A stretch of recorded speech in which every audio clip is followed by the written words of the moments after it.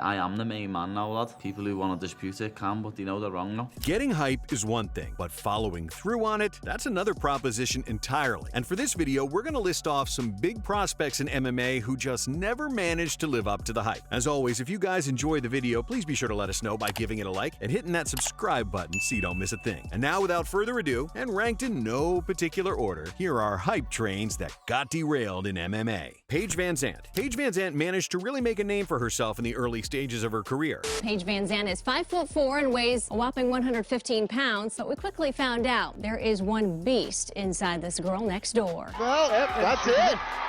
What a debut for Paige VanZant. Not only did she look the part, but she also had a level of uncoachable toughness that set her up to be a major fan favorite within the sport. Paige VanZant seemed destined for superstardom. And to be honest, she definitely made her mark over the years. I've always known from a young age I was meant for the spotlight, and I didn't know what platform that would be, and it just happened to be MMA. I'm not someone who is meant to be in the background, and I'm meant to be the star. And I knew that. It's just something in you that you know you're meant for big things, and this is the platform that I'm going to be successful on. She has all the attributes of a little rock star, man. Yesterday, she was the most searched fighter on UFC.com. 21 years old. She doesn't have a lot of experience, but boy, she's a scrapper. She's got that thing, man, and she can fight. But when the time came for her to take on fellow prospect Rose Namajunas, things took an ugly turn when the far superior Thug Rose managed to put an almighty beating on VanZant, dominating her over 5 rounds to announce her own arrival on the scene. I got outclassed in every way. I'm sad, but I'm fine. I'm just new, you know? Yeah. I got a lot to learn. Try not to cry, guys. And while Rose managed to rise up and become a divisional legend, it was clear that Paige wasn't going to set the world on fire in the cage. Sure, she has made a pretty considerable name for herself regardless, but any notions of her becoming a UFC champion seemed to fizzle out after this fight. She should definitely test free agency. Sage Northcutt. When Sage Northcutt first touched down in the UFC, he was a fighter who seemingly had it all. He's got a very high level of karate and kickboxing and taekwondo.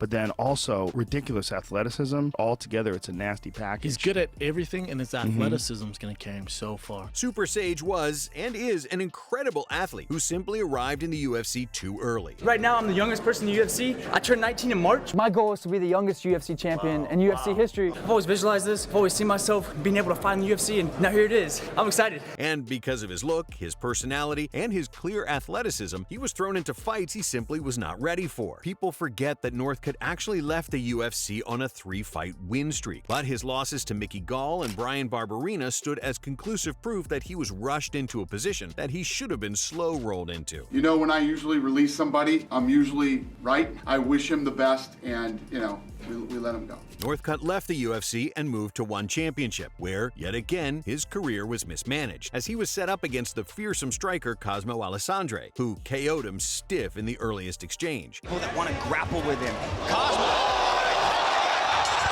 And proceeded to break several bones in his face. Sage would lose years of his prime as a result. Ben Askren. Timing was a crucial ingredient in Ben Askren's failure. People are quick to forget that Askren arrived in the UFC 2 years into his retirement, coming into the big leagues well past his prime. Do you feel like you're in the prime at 34 years old, though? No, I'm definitely not in the physical prime of my life. Did you think you were done with fighting realistically before this came through? I thought it was about a 50-50. You know, I said I retire with the caveat that if I come back, I only am going to fight guys who are higher ranked than myself. There's be a weird ending to the story. 18-0, beat everybody up, but we don't know how good he really was. That's not an ending that everyone wants. What are you expecting from yourself? Because I know you hold yourself to the highest standard. Dominance. Now, would being a few years younger have saved him from that massive Jorge Masvidal knee that ended his night in 5 seconds? That's debatable. But Ben Askren's legacy as one of the greatest non-UFC fighters of all time was set in stone when he finally hung up his gloves with a win over Shinya Aoki in ONE Championship. So when he announced his return from retirement to take on Robbie Lawler in the UFC, and somehow won in a bizarre and controversial but wildly impressive comeback performance, this, coupled with his great work on the mic, took his hype train to another level entirely ahead of his grudge match with Masvidal. All these reporters ask me why you're so mad. I'm kind of curious.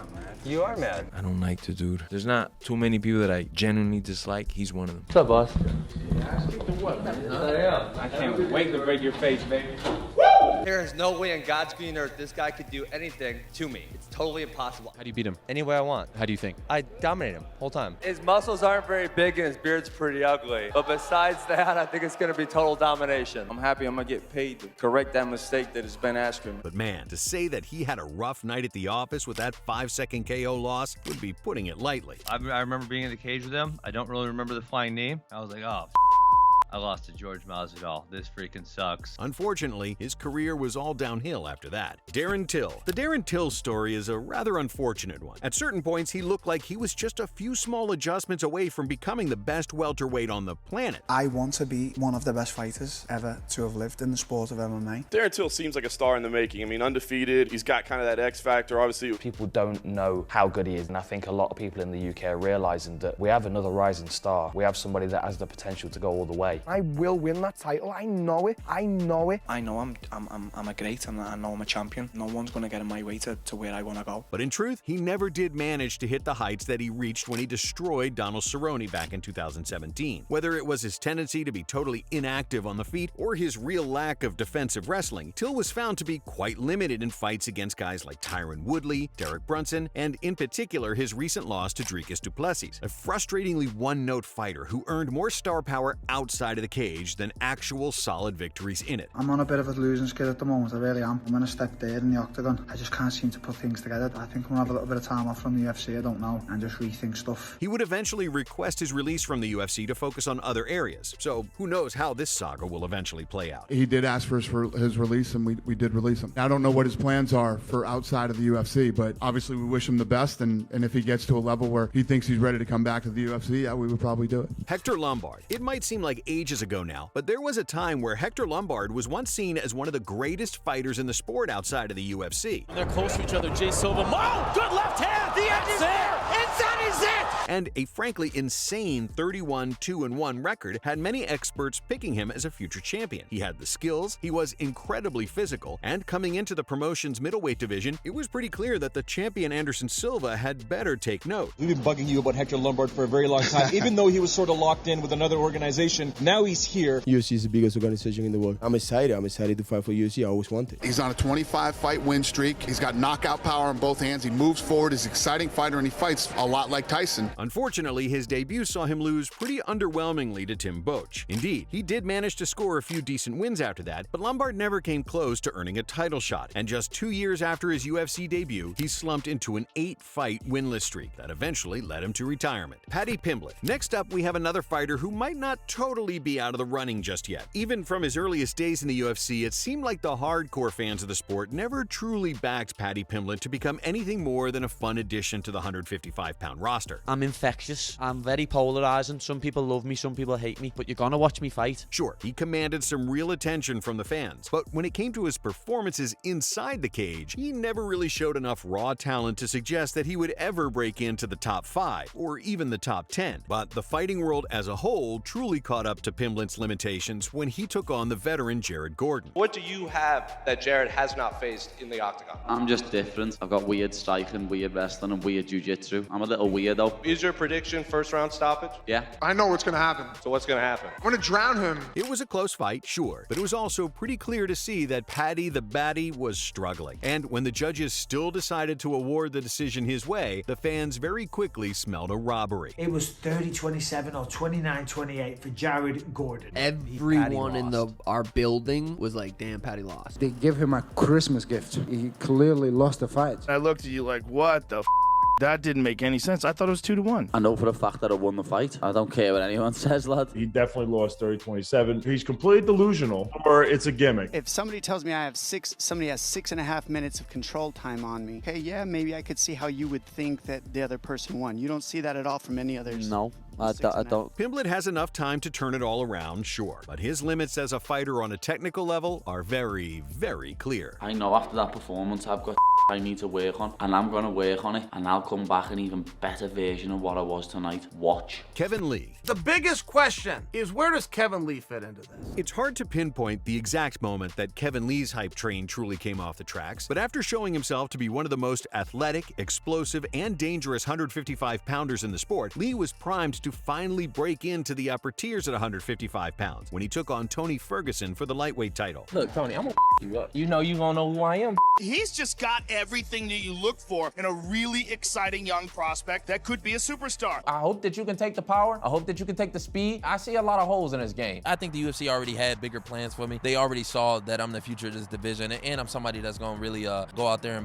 and put a whooping on their boy. Nobody is gonna stop me from winning this championship belt, so that's what I'm about to do. And in the early stages, he looked pretty damn good. But as his gas tank failed him, Tony began to take over, eventually subbing the Motown phenom to hand him the biggest loss of his career so far. I'm devastated. Just didn't go my way, but I'm gonna come back and I'm gonna come back stronger. And for every huge victory, like his win over Gregor Gillespie, there'd be a loss like the Charles Oliveira fight, or the Ragin' Al disappointment in the rematch. This sport sometimes has like the lowest of lows. Really don't feel lower than right now. And just as the fans started to believe in this guy again after following on from him re-signing with the UFC this year, his actual performance on fight night was truly terrible, making the idea of him ever reaching his potential highly unlikely. To make a long story short, I'm deciding to retire from MMA and the UFC. Gregor Gillespie. Gregor Gillespie is one hell of a lightweight fighter. Are you familiar with Gregor? This guy's only lost one fight, and at one point this guy was undefeated 11-0, and he was on a trajectory for a championship run. People would ask me all the time, is there anyone that could beat Khabib? I said Gregor. That's how good he is. But he really doesn't seem to be too interested in competing very frequently. Prior to his downturn in activity, Gillespie was really starting to look like the real deal, utilizing a high-intensity form of wrestling to dominate his opponents in the stacked 155-pound division. There's